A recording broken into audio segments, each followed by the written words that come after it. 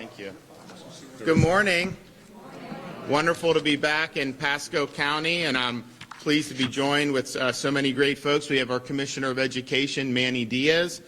We have Senate President Wilton Simpson, Sheriff of Pasco County, Chris Nacco, Pasco County Superintendent of Schools, Kurt Browning, U.S. Congressman Gus Bilirakis, Senator Danny Burgess, Representative Ardian Zika, Dr. Tony Zetsky, the principal of River Ridge High School, is hosting us here today, so I want to thank her. And then Russell Vachon, who's a teacher here at River Ridge High School. So we want to thank them, and we have some great announcements that we're going to be making today. But we also, before we do that, would like to point out all that we've been able to accomplish with respect to education in the state of Florida. When I got elected, I said that we were going to eliminate Common Core, and we did. So we now have... We've now implemented really strong BEST standards that focus on core academic learning, and something that will, I think, serve the students of Florida very well. We said that we would eliminate the FSA, and we did. And we now will be moving towards a system of progress monitoring, where you can monitor students' progress throughout the school year, actually get real-time feedback, so that the parents and teachers are able to help remedy any deficiencies. And, the FSA, you'd spend so much time studying for this at the end of the school year. By the time you got the results, you're in summer vacation, and there wasn't any way to really remedy any deficiencies. We've also made Florida very strong in terms of what we've been able to do with teacher compensation. You hear about needing more teachers. This is something that we identified years ago, and so we made an effort, and we have done the largest teacher pay increases in the history of Florida over the last 3 years. And we focused a lot of that on increasing the average minimum salary across the state of Florida. 3 years ago, it was barely $40,000. Now, with the budget we just enacted, the average minimum salary throughout the state will be over $48,000. And so that's a huge increase. We've also increased salaries beyond that, and we put in the budget 2 years ago, and we've done it now. This is the third year in a row we'll have done it. We put in a specific teacher categorical so that the money has to go to teacher salaries. We did, you do funding. We did record funding for the schools, which is good, but that does not necessarily have to go. Districts can kind of use it different ways, and there's, some benefits to that flexibility, but we also said we want to do teacher pay. And so we said we're going to put money into it. So this past year, just in that categorical, we did $800 million, and Florida's never done that much in the history of our state, and we'll be making more announcements going forward about what we're going to do. But at the end of the day, if you're talking about recruiting, it's not like you're going to be a billionaire if you go into teaching. People understand that. It's a service. But if you want to recruit people that are talented, it does make a difference to be able to be more competitive. And so we've made huge strides in that, and we're very proud of that. We've also had huge investment in early literacy, which is, at the end of the day, if you're reading at third level in third grade, the chance of you being able to graduate high school is very strong. If you're behind by third grade, the chance that you drop out or have other problems goes up dramatically. So we've put a lot of emphasis on that. The most recent NAEP from 2019, we were fourth in the country in fourth grade reading, and adjusted for demographics. The Urban Institute did a study, ranked us #1 in the country for both fourth grade reading and math when you adjust the state for demographics. And so I think it's paying off what we're doing, but we want to continue to do more. We've also done an emphasis on American civics, making sure that students have an understanding of what it means to be an American, understanding where our rights come from, understanding how the Constitution is structured, understanding how all those ideas have been important in various periods of American history, from the American Revolution through the Civil War, World War II, Civil Rights Movement through the Cold War, and also having an effort to show how America is different than other systems. And so I signed legislation dedicating November 7th as a day to honor the victims of communism. And we're going to have, during that day in schools, there's going to be instruction for our students that's going to highlight the 100 million plus people who were killed at the hands of communist regimes throughout the 20th century. These ideas are still there. They still have a foothold, including in our own hemisphere, and we need to tell people the truth about just how destructive those comparative systems have been. So we're doing that, and then some. We're also have put an emphasis on workforce education. I'm a big believer in being equipped to do things in life and be productive. Sometimes that means go to a 4-year brick and ivy university, but that is not the best pathway for everybody. And certainly when you're going down a university pathway and you go $100,000 in debt, like many students have, and then you end up with a degree that's not worth the paper it's printed on, that's not a good investment. That's a millstone around your neck where you end up in a job you could have at a high school anyways. And so what we say is, yes, we're happy that we have a high-quality, affordable state university system. Since I've been governor, there have been no tuition increases at our state universities. And so you actually...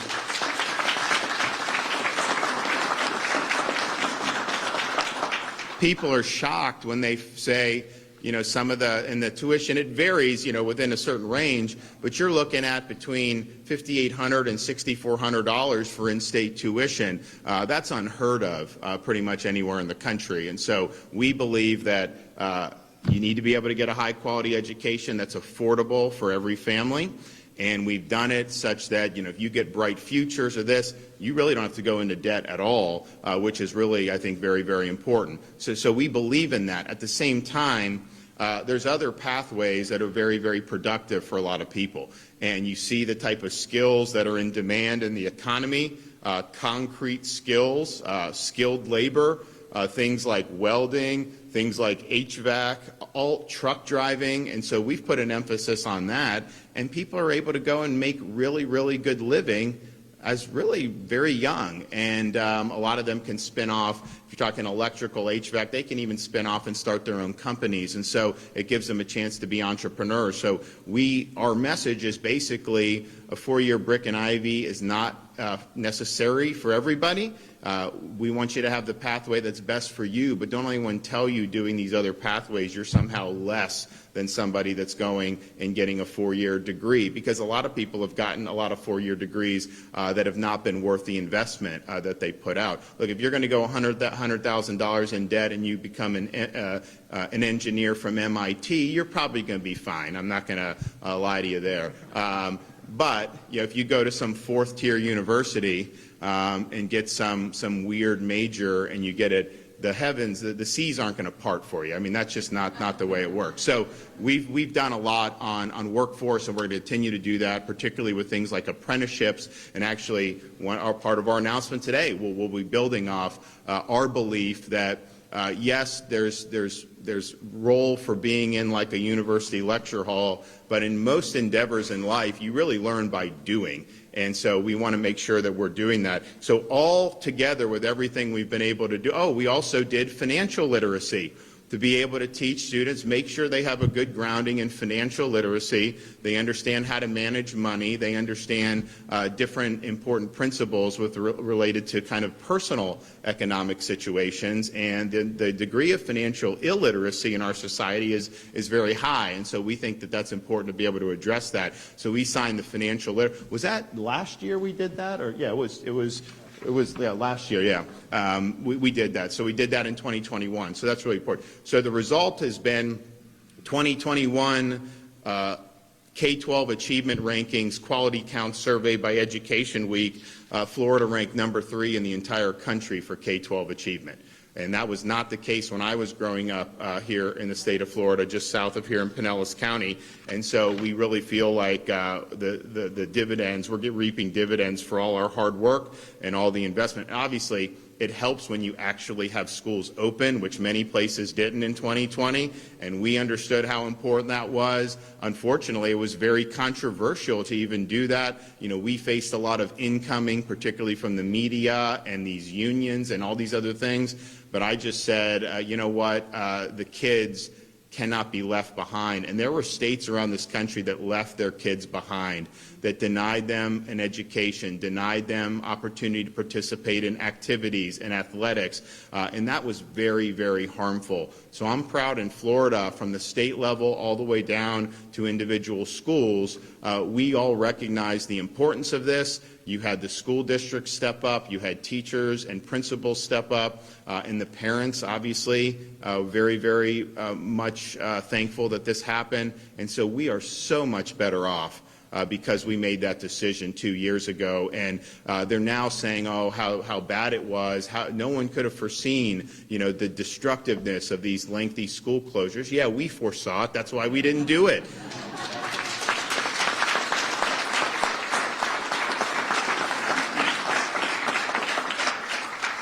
So we recently signed legislation. So when we focused on the salaries, we wanted to do, we did salaries for every teacher, but we really focused on raising that average minimum so that we could recruit more teachers, because we understood that there was going to be a need for more.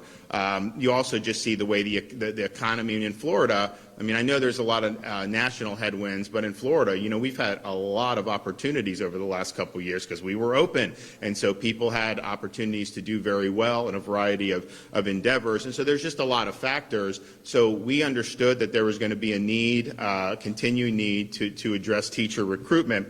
So the legislature passed, and I signed a bill recently identifying military veterans that have 4 years or more of active duty honorable service, who have 60 college credit hours, who have passed the exam, and that what they would basically be able to do is they would be able to get a temporary certificate, be able to teach, and then obviously work to get their bachelor's degree. And it was unanimously passed by the legislature. Some in the media just recently started attacking us over this. They said you can't just put any old warm body in the classroom. And look, as a veteran, I will tell you, like, the people that serve our country are not just some warm body. They're people that have a lot to offer.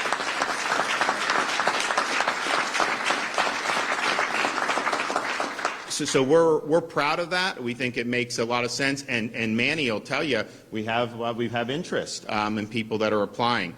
So it's good. But we want to build off that. So we're going to announce 3 initiatives today that we're going to be pursuing with the next legislative session to build off our efforts to increase recruitment and retention of great teachers. And so we are proposing first a governor's recruitment program focusing on our heroes. So in addition to recruiting retired military veterans, we also want to include first responders, law enforcement, EMTs, paramedics, firefighters who have their bachelor's degree to become teachers and bring their leadership and wisdom into the classroom. And what we will do, just like we do for veterans, we will do for the other first responders. We will waive the exam fees for the state teacher certification exam.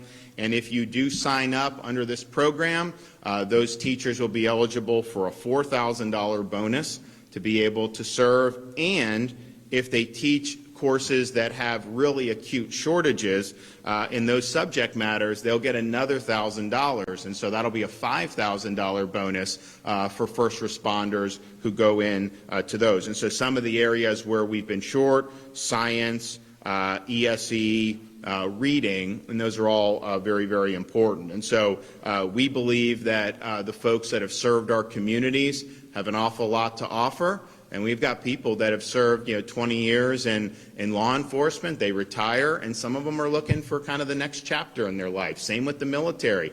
Got people that join when they're 18, and they're retired with 20 years before they're 40 years old. Well, they're not going to just sit around on their hands. They want to do something. So we want to provide a pathway. We want to incentivize them being able to help. The second proposal that we have.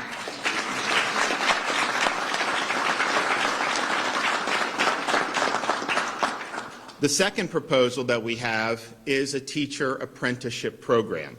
And I believe that the teachers that become great teachers don't become great teachers because they're sitting in some university lecture hall listening to some professor bloviate. I don't think that's what makes a teacher great. I think what makes a teacher great is actually being there, doing it, watching experienced teachers and see what they do that works, working directly with students. And it's something that you acquire skills as you're doing it. So we believe apprenticeships are a huge part of that. So we are going to have a teacher apprenticeship program that will allow Floridians with their associate's degree to get professional experience teaching in the classroom under the mentorship of an experienced teacher. So they will spend 2 years teaching under the leadership of a high-quality teacher mentor to gain real-world classroom experience. The apprentice will then go on to receive the bachelor's degree, and the teacher mentor, for every apprentice that they have,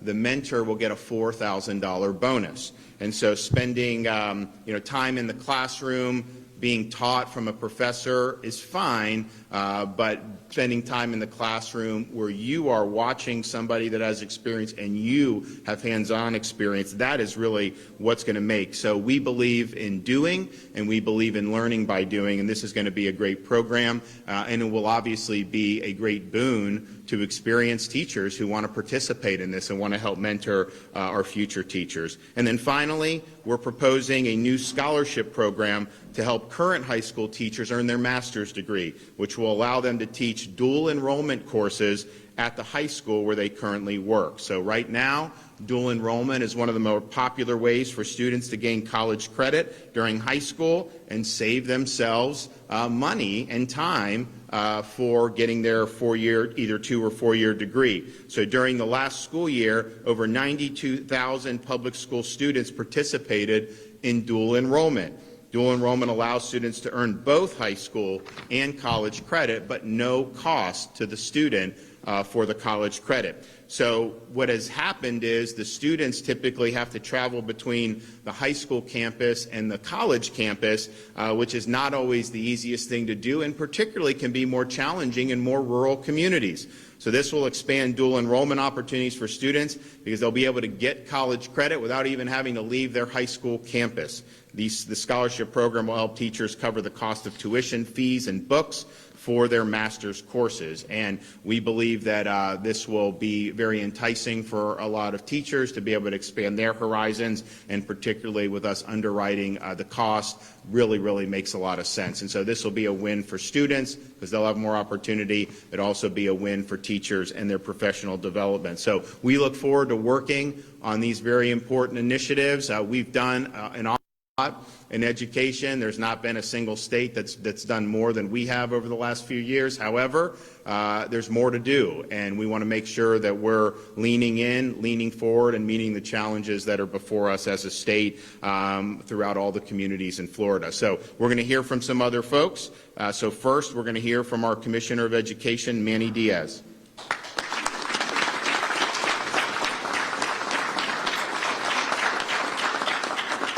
Thank you, Governor, and it's great to be here in Pasco County and seeing the schools are open. Superintendent, it's great to see schools open.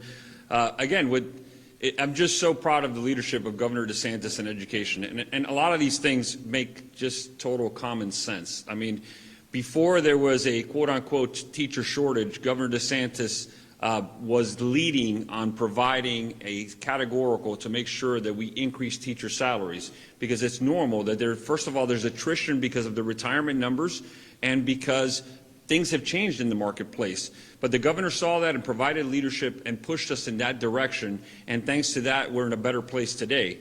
And these three ideas, these three initiatives are incredibly important because we go back to the military pathway that the governor mentioned, where we get our veterans who have incredible skills, soft skills, commitment, dedication, discipline to bring into our classroom.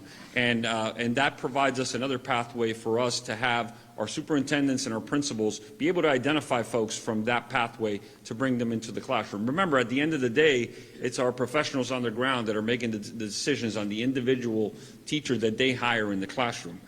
But we're so lucky to have a governor that understands this and is pragmatic about it. In having the opportunity to now piggyback on the military pathway to provide bonuses to entice veterans to come in, and not just veterans, but Sheriff, maybe we may be going back into these rows behind you to recruit some of your folks to come into education with these bonuses.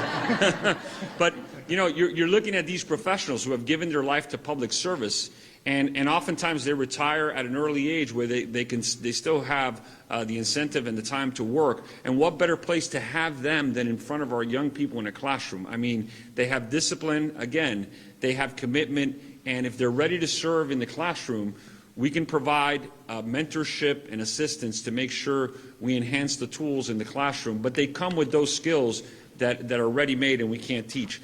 The other part is this dual enrollment scholarship. Really, especially in rural districts, to provide the opportunity. First of all, we're talking about apprenticeships, right, and pathways, but here we're providing our current teachers an opportunity to increase their credentials and provide better opportunities for our students at the end of the day, especially in rural districts where there's not access to a state college. And when we can have these classes taught at the school, more students will participate, and at the end of the day, they can get an associate's degree, they can leave high school with 60 credits, and they're not saddled with debt when they go into the next level of education, if that's what they choose to do, or they can clearly choose another pathway, as the governor brought up, where we can go straight into the workforce and make money. And then when we're talking about the apprenticeship, here's another model where we provide an opportunity for folks with 60 credits. We have these people already in our schools. They're working in different positions. They have an interest in education. Let's put them together with a master teacher and provide them real-life experience, because I can tell you from my experience, coming out of college, until I walked into that classroom and was handed the keys and the textbook, there's nothing in any book or any professor can teach you that you're going to really realize until you face that classroom with these students. So that apprenticeship program is really going to provide another pipeline, and as you can see, this is a systematic way for us to increase the pool of teachers. The military pathway, the bonuses, the apprenticeship, the dual enrollment scholarships. I commend our governor, because Florida is the education state, and he's clearly the education governor. Thank you, Governor.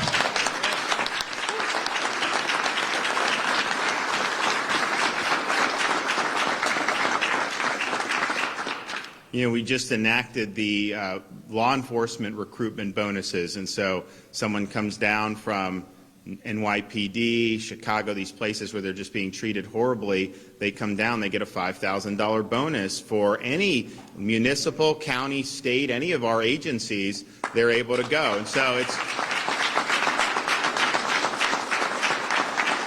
So I know there's been a lot of interest in that, but you may have a situation, you'll have get someone come in law enforcement, get the $5,000 bonus, serve 5 years, and then they could potentially go into school and get another bonus and do that. And so we think we're really putting our money where our mouth is, to really focus on people that have the servant's heart, that are willing to go out there and serve their communities, and we think that means a lot. Okay, someone that has served our community in a variety of ways. We have Russell Vachon.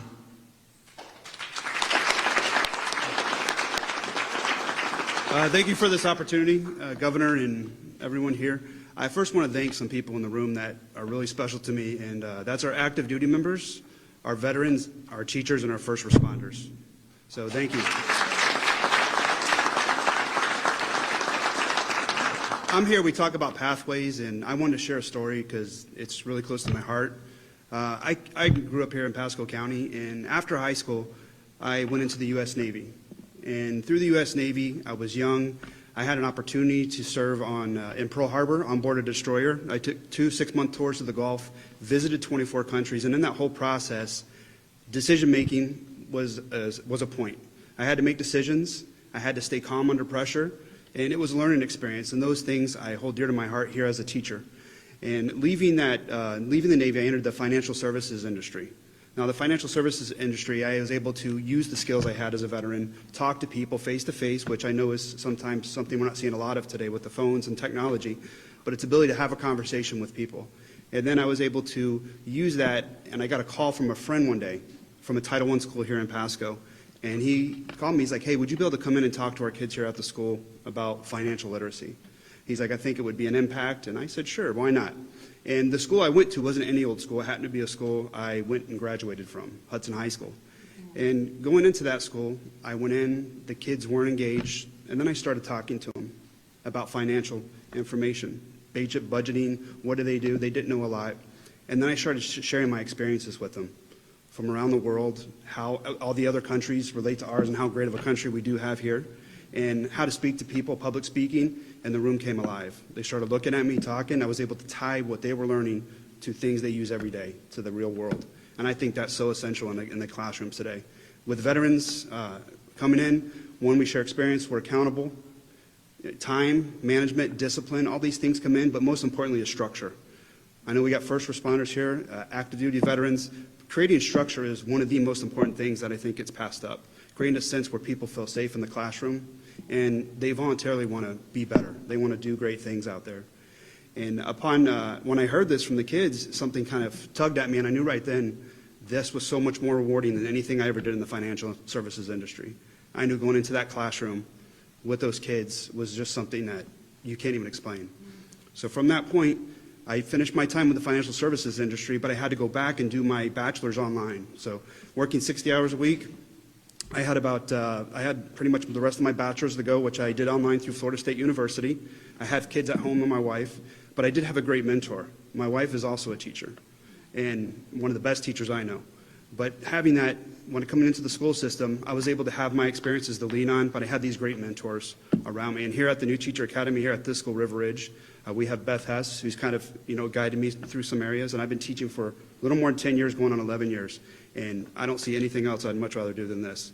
But again, I think this is my journey. This is my pathway from a veteran to a teacher. I think they're special to be in. And the veterans, first responders, I mean, just great people and great experience. All right.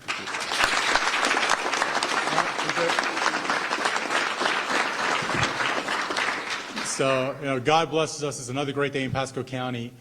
And on behalf of our great state and federal delegation, we want to thank you, Governor, for being here. Welcome, Secretary Diaz, as he's been on a whirlwind tour since he's taken over. But, there is a clear message for veterans and first responders. Florida welcomes you. Governor DeSantis welcomes you. Pasco has and will continue to welcome you. And that's a great message out there, across the nation, because a lot of places they don't feel welcomed. Well, please, get in that U-Haul truck, come down to Florida. You will be welcomed here. I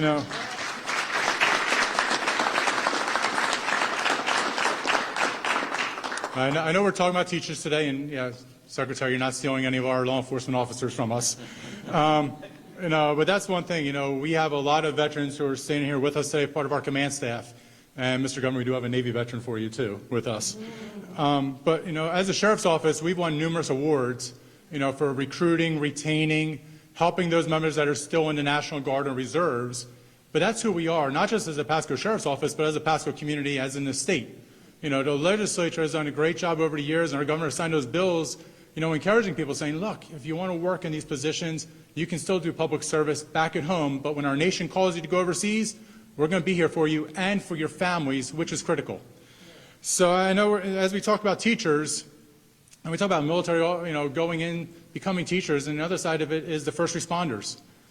And so I know there's a lot that have served their time, and they're looking for a change. They said, hey, I'm going to retire, I want to move on. And so I get it from a parent standpoint, bringing law enforcement officers, first responders, firefighters in that room. Let me encourage you how great that would be. First and foremost, we talk about public safety issues. And at a time where violence, critical incidents are going on, who else would you want in those classrooms? To have a firefighter in that room, when we talk about overdoses, have a law enforcement in that room, you talk about school shooting, violence. It'd be great to have these people in the room. I can assure you as a parent, I'd be happy to know there was a former first responder that's teaching our kids.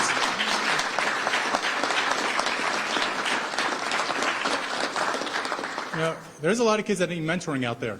There's a lot of kids that are, in tragic homes and situations. And so, to have a first responder and have a law enforcement officer be able to, talk to them about, the cell phone. Hey, let me tell you from a real world experience, if you stay on that cell phone, you meet the wrong people, what path you're going to be on.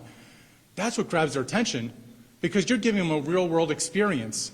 The other one too is from a law enforcement perspective, I can tell you, we go into tragic situations. We go into those domestic scenes in the middle of the night. We go where there's overdoses. We go where, there's been a homicide or something bad has happened, and there's a child sitting there. And, we have a great partnership with our school district where we call up the school district and let the teachers know, hey, we want to let you know this child's been in a tragic situation. But now you're putting law enforcement officers, firefighters who have been in those situations that can mentor those kids and say, hey, I know what you've probably been through last night. I've been on those calls. Let me help you through it. Because if we don't think mental health is not an issue in our state and our country, we're absolutely wrong. And we have to help these kids out.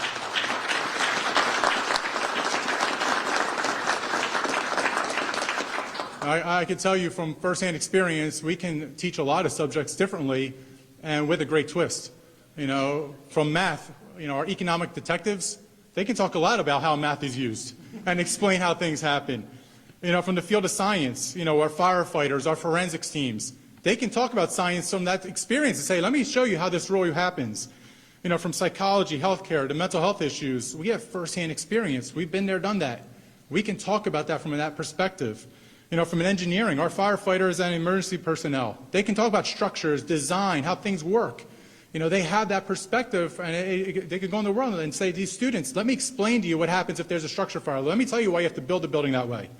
You know, from technology, you know, the Pasco Sheriff's Office, we're building a center called FIRST. It's an economic development center. We have public-private partnerships, and we're partnering with universities and students. We could talk about drones, cybersecurity, things that are going to shape the future. And I say this jokingly to my firefighter brothers and sisters. You know, I know the school district has a culinary program. There's no better cooks than our firefighters a lot of times. And so they could be talking about, hey, you want to make a great meal? You want to be a chef, open a restaurant? Let me tell you how the firehouse is run. So, but yet things such as leadership, innovation, patriotism, and the big word, empathy.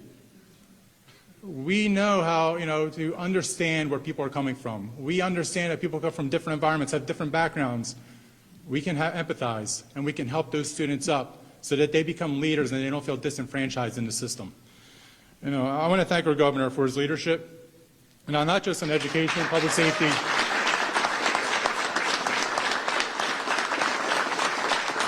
know, the economic development, everything he's doing, he's leading Florida. That's why Florida is the best state in the union, and we have the best governor in the union because of what he's doing.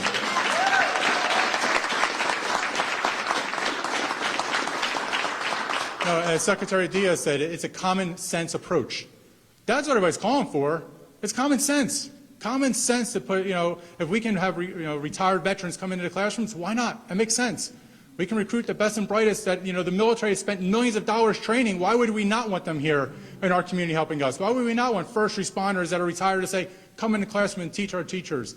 You know, overseas, they spend millions of dollars because the teaching profession is held to the highest esteem. And that's what our governor's doing. He's bringing that back up to that level that our teachers should be held to the highest esteem because they got one of the most important jobs ever. They're teaching the next generation. So if we want the next generation to succeed, that's what our governor's doing. He's investing in our teachers. That is a great thing.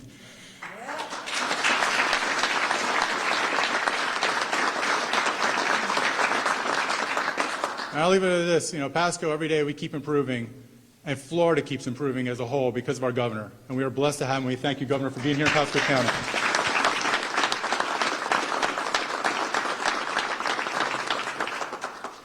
Good morning. I always like following the sheriff. As a super, what's that? I was going to say, you don't want me driving behind you. No, nor I you. As superintendent of the 10th largest district in Florida, we are thrilled to have Governor DeSantis here this morning. And what he has described today is a reality in school districts all across Florida. Just last week, this district was facing upwards of 350 teacher vacancies. As of yesterday, we're down to 195, which is much better, not as good as where we were this time last year. But it's not just a Pasco issue, it is a statewide issue. As a matter of fact, it's a national issue. I believe that the initiatives that the governor is proposing today will go a very long way to helping us recruit and retain great teachers in Pasco's classrooms. There is nothing more important than a great teacher standing before our students in our classrooms. Let me just say that the pathways issue that's been talked about this morning, I was one of those parents that thought that if either one of my boys didn't go to college, I was going to die. I was just going to be very disappointed.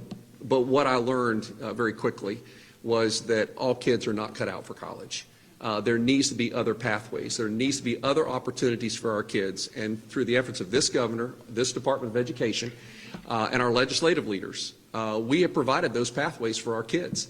The school safety issue, I will give credit due, and that is to Sheriff Naco and his team. I believe that Pasco has some of the safest schools in the state, based on the efforts of what our legislature did and what our governor's done, and what our law enforcement team has done here in Pasco County to ensure the safety of our students and staff. So I'm very excited about these proposals. Look forward to helping shepherd them along during the upcoming legislative session. And we are always looking for great teachers to be in our classrooms. So, Governor, thank you. Thank you for your leadership, and thank you for your service.